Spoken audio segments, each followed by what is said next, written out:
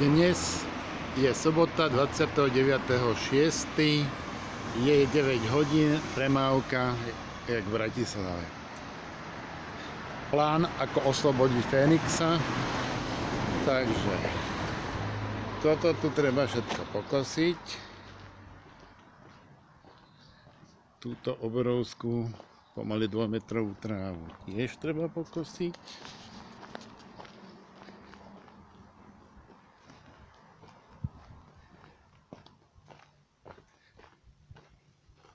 Toto všetko treba pokosiť. Použiť toto tu. Všetko.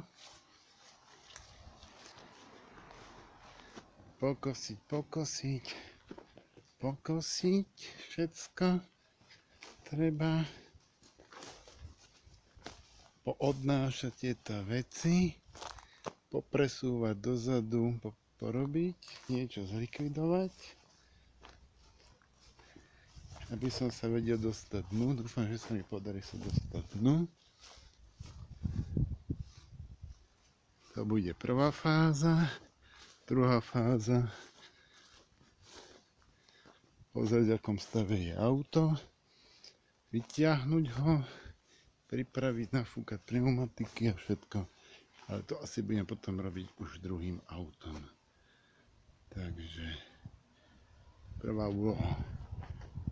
Celý tento nájazd od vrchu až dole pokosiť, vyčistiť, vchod, upraviť všetko.